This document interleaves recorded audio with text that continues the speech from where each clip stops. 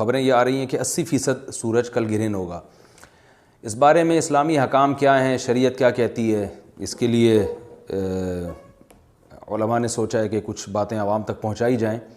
تو اس لیے میں نے بھی ارادہ کیا کہ شرعی حکام اس بارے میں بتائے جائیں، اس میں حکمتیں کیا ہیں۔ رسول اللہ صلی اللہ علیہ وسلم کے دور میں سورج گرہن ہوا ہے۔ آپ صلی اللہ علیہ وسلم کے نرینہ اولاد نہیں تھی، آپ کو اللہ نے اولاد دی اور آپ کے بیٹے کی موت واقع ہوئی۔ یہ ایک بہت بڑا حادثہ تھا اس وقت، کیونکہ عرب میں نرینہ اولاد کی بڑی ویلیو تھی۔ آپ صلی اللہ علیہ وسلم کو اللہ نے بیٹیاں دیں، بیٹا نہیں دیا، اور بیٹا دے کے اٹھا لیا، تو ایک بہت بڑا واقعہ تھا، اور اللہ کی قدرت کے اسی دن سورج بھی گرہن ہو گیا۔ تو عرب یہ کہا کرتے تھے، زمانہ جاہلیت میں یہ بات مشہور تھی کہ کوئی بہت بڑا دنیا میں واقعہ ہوتا ہے تو سورج یا چاند گرہن ہو جاتے ہیں۔ اسی دن سورج بھی گرہن ہوا، تو یہ بات پھیل گئی کہ محمد صلی اللہ علیہ وسلم سید الانبیاء رسول اللہ صلی اللہ علیہ وسلم کے بیٹے کی چونکہ موت واقع ہوئی ہے، اس لیے سورج گرہن ہوا ہے۔ آپ صلی اللہ علیہ وسلم نے اس بات کی تردید فرمائی، اور آپ نے فرمایا ان الشمس والقمر آیتان من آیات اللہ لا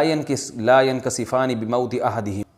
کہ سورج اور چاند اللہ کی نشانیوں میں سے ایک نشانی ہے، لا ینکسفان بموت احدہم آیاتہ، نہ تو یہ کسی کی موت کی وجہ سے گرہن ہوتے ہیں، نہ کسی کی زندگی کی وجہ سے، بل یخوف اللہ بہما عبادہ، اللہ ان کے ذریعے اپنے بندوں کو ڈراتے ہیں۔ یہ بخاری مسلم کی حدیث ہے،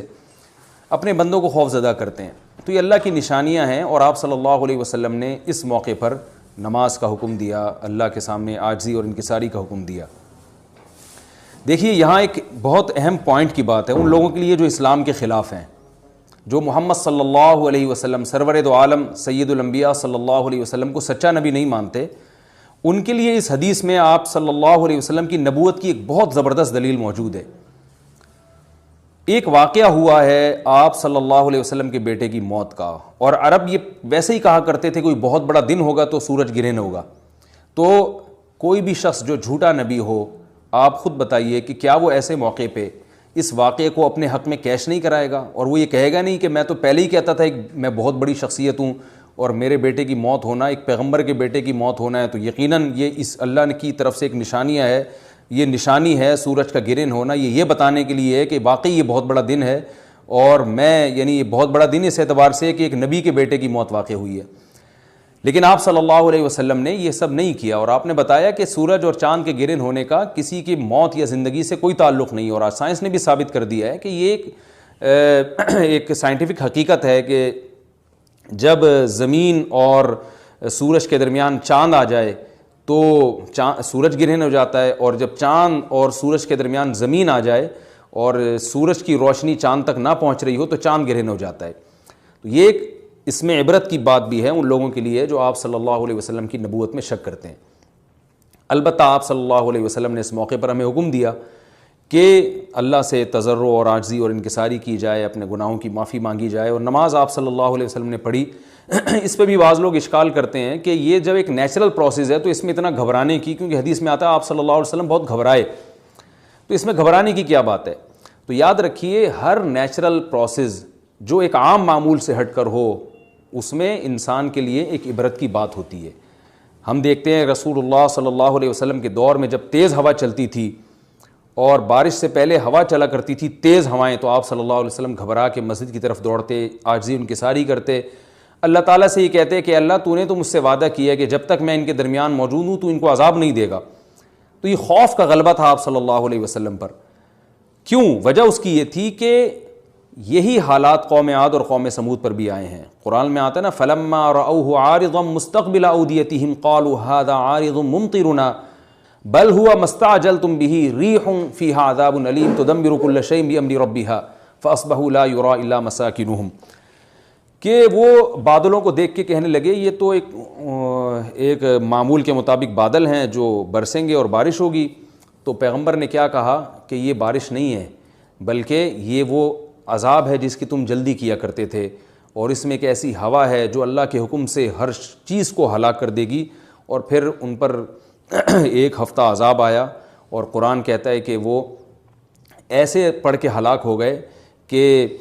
فَتَرَ الْقَوْمَ فِيهَا صَرْعَىٰ كَأَنَّهُمْ أَعْجَازُ نَخْلٍ خَاوِيَةٍ، اے مخاطب اگر تو ان کو دیکھتا تو ایسے لگتا کھجور کے تنے ہیں جو اوندھے پڑے ہوئے ہیں۔ تو ایسے ہوا نے ان کو تہس نہس کر دیا۔ تو یہ عام معمول سے ہٹ کے جب بھی اس کائنات میں کوئی تغیر آتا ہے تو وہ اللہ کی نشانیوں میں سے ایک سائنٹیفک حقیقت بھی ہے، اس کی ایک لاجک بھی ہے، لیکن اس کے ساتھ ساتھ اللہ کی نشانیوں میں سے ایک نشانی بھی ہے، اور ایسی نشانی ہے جس سے ہمیں ڈرنا چاہیے کہ اللہ تعالیٰ کو اختیار ہے، وہ جب چاہے سورج کی روشنی چھین لے، چاہے کسی بھی طرح سے چھینے۔ اور یہ بھی ایک سائنٹیفک حقیقت ہے جو آپ صلی اللہ علیہ وسلم کی نبوت پر جس نے ایک مہر لگا دی ہے کہ سورج اور چاند کا گرہن ہونا، اگرچہ اس کی ایک لاجک ہے کہ چاند سورج کے سامنے آ جائے تو سورج گرہن ہو جاتا ہے، لیکن اس بارے میں جو ہماری تحقیق ہے، جو سائنسدان کہتے ہیں کہ یہ وقت یعنی خطرے کا وقت ہوتا ہے، سورج سے ایسی خطرناک ریز نکلتی ہیں جو نقصان کا سبب بن سکتی ہیں، تبھی بعض حضرات سورج کی طرف دیکھنے سے بھی منع کرتے ہیں، اور یعنی نظام میں تھوڑی ایک عام نارمل روٹین سے ہٹ کے اس کائنات کا نظام چلتا ہے، تو اس لیے یہ اس کائنات کے لیے، زمین کے لیے ڈینجرس ہو سکتا ہے، اور جو گریوٹی اور جو کشش کا نظام ہے اس میں بھی خلل واقع ہوتا ہے۔ تو ایسا نہیں ہے کہ یہ بالکل ایک نارمل کنڈیشن ہوتی ہے اور اس کا کوئی نقصان ہی نہیں ہے، یہ بالکل غلط ہے، اس میں نقصان کا بہرحال خطرہ ہے، اور اس بات کا امکان موجود ہوتا ہے کہ قدرت انسانوں سے انتقام لے یا انسانوں کو نقصان پہنچائے۔ اور ویسے بھی جن کے دلوں میں اللہ کا خوف ہوتا ہے وہ تو ویسے ہی اللہ کے وَهُم مِّن خَشْيَتِهِ، قرآن مجید میں اللہ تعالیٰ کے ارشاد ہے کہ مشرکین بار بار یہ سوال پوچھتے تھے قیامت کب آئے گی کب آئے گی، اللہ فرماتے ہیں لیکن جو مومنین ہیں ان کو اس سے غرض نہیں ہے کہ کب آئے گی، والذین آمنوا مشفقون منها، وہ تو قیامت سے گھبراتے ہیں کہ پتہ نہیں ابھی نہ آ جائے۔ تو جس کے دل میں اللہ کا خوف ہوتا ہے اس کے زندگی گزارنے کا طریقہ کچھ اور ہوتا ہے، وہ بات بات پہ اللہ سے ڈرتا ہے، اس کو اللہ سے ڈرنے کا بہانہ چاہیے، اس کو توبہ کا بہانہ چاہیے۔ تو اس بحث میں پڑھنا کہ یہ تو ایک لاجیکلی ایک سورج کی روشنی غائب ہو جائے گی، وہ ٹھیک ہے، یہ سائنسدانوں کا شعبہ ہے کہ کیوں غائب ہو رہی ہے، ماہرین فلکیات کا شعبہ ہے، لیکن اہل ایمان کا جو کام ہے اس موقع پر، ان کا جو وظیفہ ہے وہ یہ کہیں کہ اللہ کی نشانیوں میں سے ایک نشانی ہے، اللہ اپنی قدرت دنیا میں دکھاتا ہے کہ میں یہ بھی کر سکتا ہوں چاہے کسی بھی طریقے سے کروں، تو ہمیں اس موقع پر بہرحال اللہ کے سامنے جھکنا چاہیے، اپنے گناہوں سے معافی مانگنی چاہیے، اور وہی عمل کرنا چاہیے جو رسول اللہ صلی اللہ علیہ وسلم نے ہمیں بتایا ہے۔ اور اس بارے میں جو توہمات پھیلے ہوئے ہیں اس سے بھی ہمیں اجتناب کرنا چاہیے، جیسے نبی صلی اللہ علیہ وسلم نے عربوں کے وہم کو دور کیا ہے، بھائی اس کا کسی کی موت اور زندگی سے کوئی تعلق نہیں ہے، تو اسی طرح آج کل لوگوں میں ایک سورج اور چاند گرہن ہونے کے بارے میں وہم بھی بہت ہے کہ پتہ نہیں کیا ہو جائے گا، حاملہ عورتیں نہ نکلیں، فلانا نہ کرے، اور فلانا خربوزہ نہ کھائے، اس موقع پر کسی نے تربوز کھا لیا تو یہ ہو جائے گا، الٹی الٹی باتیں پتہ نہیں کیا کیا مشہور ہیں، یہ خربوزے تربوز کی تو میں ویسے ہی مثال دے رہا ہوں۔ تو کوئی بھی چیز جب کہنی ہو تو پوری طرح سے اس کی ریسرچ کریں۔ مجھے نہیں پتا حاملہ عورت کو فائدہ ہوتا ہے نقصان ہوتا ہے سورج گرہن ہونے سے، لیکن اگر نقصان بھی ہوتا ہے تو اس کی کوئی مستند دلیل ہونی چاہیے آپ کے پاس، ایسے ہی سنی سنائی باتیں آگے نقل نہ کریں۔ تو بہرحال ہمیں جو کرنے کا کام ہے، جو رسول اللہ صلی اللہ علیہ وسلم نے بتایا ہے، وہ کام بخاری اور مسلم کی حدیث کے مطابق نماز ہے، انفرادی بھی ہے، جماعت سے بھی ہے، مستحب یہ ہے کہ جماعت سے نماز پڑھی جائے مسجد میں یا کسی بھی میدان میں، اور 2 رکعتیں امام پڑھائیں گے، اور اس میں سرن تلاوت بھی کر سکتے ہیں، جہری تلاوت بھی کر سکتے ہیں، دونوں رائے ہیں علماء کی۔ آج کل جہری کو اس لیے ترجیح دی جاتی ہے کہ صلاۃ کسوف میں جو رسول اللہ صلی اللہ علیہ وسلم کی سنت ہے وہ لمبی نماز ہے،